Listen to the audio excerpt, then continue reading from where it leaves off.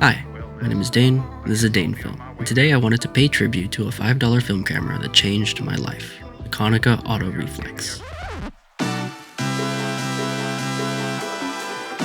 When I first got into film, I was using my parents' point-and-shoot, and although some of my favorite images were shot on this, I really wanted the fully manual and fully metal film camera experience. And when I found the Konica, it felt like I struck gold, because this is a special camera. I mean, it wasn't especially built better than any other SLR I've seen.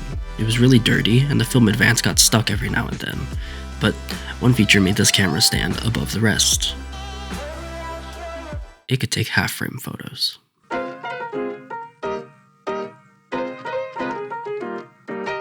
For those who don't know, half-frame photos are half of a normal frame, okay? Kinda self-explanatory, and that might not seem that special, but look at it this way.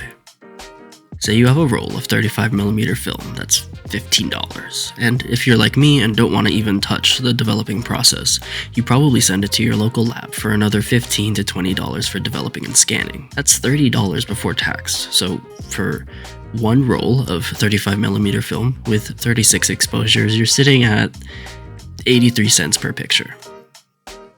I know that doesn't seem like a lot, but it really adds up because not all 36 exposures on a roll of film are going to be keepers. At least not for me. But with a half-frame camera, you now have 72 exposures per roll to play around with, which would bring you down to a whopping 41 cents per picture. It also gives you more chances to be human and make mistakes without outright punishing your wallet for it. Because we're living in the age of the smartphone and vertical media is how most people consume something like photography, I could put my camera into half-frame mode and I can take vertical pictures horizontally. And I didn't have to crop these into a single photo either.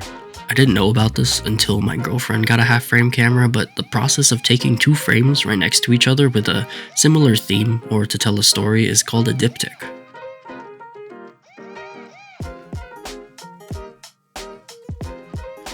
It's a pretty simple but abstract idea, and I wish I knew about it sooner. I was in love with this camera. The look, the feel, the shutter that won't activate anymore.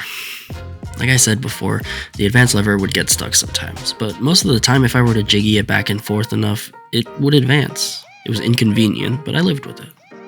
It wasn't until one day when it was stuck and no amount of jiggying would help.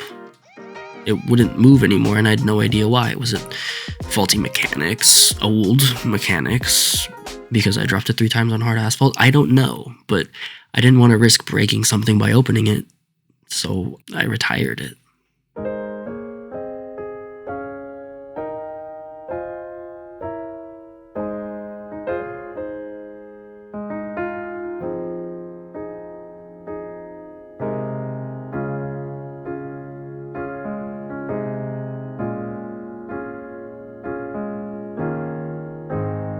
I really owe a lot to this camera.